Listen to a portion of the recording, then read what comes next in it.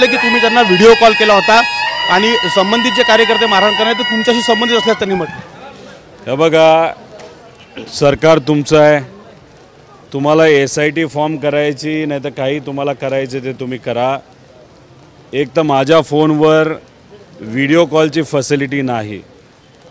आता मी सरकारच्या विरोधात आक्रमक पद्धतीने बोलतोय, रोज एका मंत्र्याला अडचणीत आणतोय आणि त्या दृष्टिकोनातून तुम्ही जर माझं नाव घेऊन मला अडकवण्याचा प्रयत्न करत असाल तर आम्ही काही दूध खाऊ नाही, आम्ही कुठेही काही चुकीचं केलेलं नाही। एखाद्या कार्यकर्त्याने जर चूक केली असेल आणि कायदा व सुव्यवस्था जर हातात घेतली असेल तर त्यांच्यावर जी कारवाई करायची तुम्ही करा। जो कायदा व सुव्यवस्था हातात घेतो त्याच्या पाठीशी आम्ही कधी नसतो, पण तो जो कार्यकर्ता आहे त्याला मी आधीपासून ओळखतो, मी काही नाकारत नाही। आणि अशा अनेक धनगर समाजाचे सामाजिक कार्यकर्ते, इतर समाजाचे कार्यकर्ते माझ्याबरोबर असतात, पण कुठल्याही कार्यकर्त्याने जर उद्या जाऊन काही चुकीचं केलं त्याच्यामुळे नेता नाहीतर जो त्याच्याजवळ असतो तो त्याला जबाबदार असतो असं नसतं। आपण जर फोटो काढायला गेलो तर पंतप्रधानांपासून देवेंद्र फडणवीस साहेबांपर्यंत, बावनकुळे साहेबांपासून इतर नेत्यांचे सुद्धा फोटो अनेक अशा लोकांबरोबर आहेत जे चुकीचं तिथं काम करतात। त्यामुळे आम्ही त्याच्यावर कधी खोलात जात नसतो। आमचं एवढंच मत आहे, सरकार तुमचं आहे, मुख्यमंत्री तुमचे आहेत, होम मिनिस्टर तुमचं आहे, जे काय करायचं करा, जे खरं काय लोकांसमोर आलं पाहिजे। उलट मीच म्हणतोय SIT या विषयावर तुम्ही फॉर्म करा। दुसऱ्या एका कॉलवरनं तुम्ही व्हिडिओ कॉल केला आणि तुम्ही माफी मागायला त्याला लावली असंही त्यांनी आरोप या शरू हांडेंनी यावेळी बोलताना केलेला आहे की मला माफी मागायला लावली रोहित पवारांनी आणि मी माफीसाठी नाही म्हटल्यानंतर मग मला या संपूर्ण संदर्भात मारहाण झाली। आता हा हांडे कोण हे मला माहीत नाही। मी माझ्या घरच्यांशीच व्हिडिओ कॉलवर बोलत नाही, माझ्या मित्रपरिवाराशी मी व्हिडिओ कॉलवर बोलत नाही।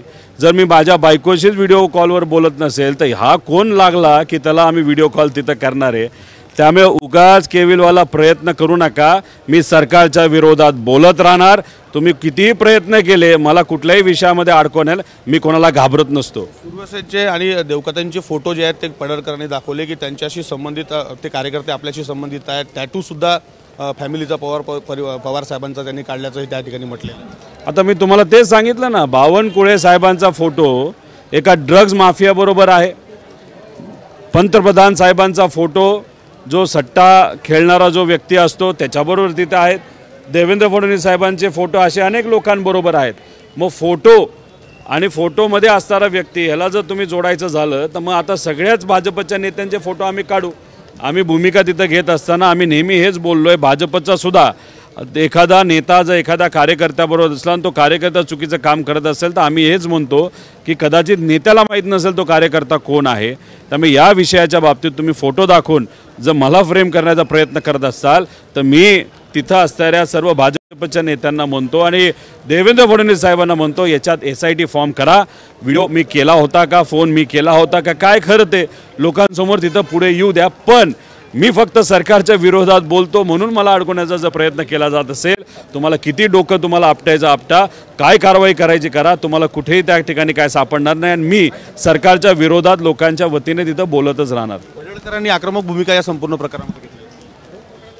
आता मी काय, त्यांना देवेंद्र फडणवीसचा फोन आला असेल की जा आता जाऊन तिथं काहीतरी कर आणि त्यांनी तिथे सुरू करायला लागले असेल। देवेंद्र फडणवीस साहेब बोलल्याशिवाय काहीच करत नाही आणि सरकारच्या विरोधात मीच एकटा तिथं बोलत असल्यामुळे आता सरकारची अडचण झालेली आहे। प्रत्येक दिवशी एक कुठल्या नेत्याची चूक तिथं मी काढतोय म्हणून कुठेतरी मला याच्यात फ्रेम करायचा प्रयत्न तिथं केला जातो। एवढंच आमचं तिथं म्हणणं आहे। फक्त एकच आहे की हा जो कुठला कार्यकर्ता आहे सुरवसे, हा अनेक वेळा तिथं मला पूर्वी वेगळ्या वेगळ्या सामाजिक विषयासाठी तिथं भेटलेला आहे, पण आज जे त्यांनी कृत्य केलेलं आहे, जर कुणी कोणावर कायदा व सुव्यवस्था हातात घेण्याचा प्रयत्न करत असेल तर आम्ही त्याला चूकच समजतो। त्यामुळे पोलिसांनी योग्य ती कारवाई करणं हे महत्त्वाचं आहे असं आम्हाला तिथं वाटतं।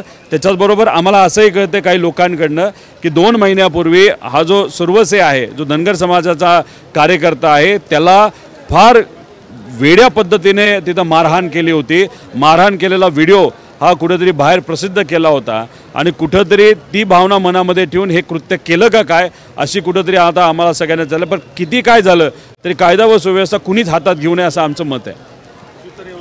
आमदार रोहित पवार, कायदा व सुव्यवस्था कुणी हातात घेऊ नये असं त्यांनी म्हटलंय आणि या संपूर्ण प्रकरणाची चौकशी करावी असंही म्हटलेलं आहे। कॅमेरामॅन अनिकेत दहातोंडेसह विवेक गावंडे, TV9 मराठी, अमरावती।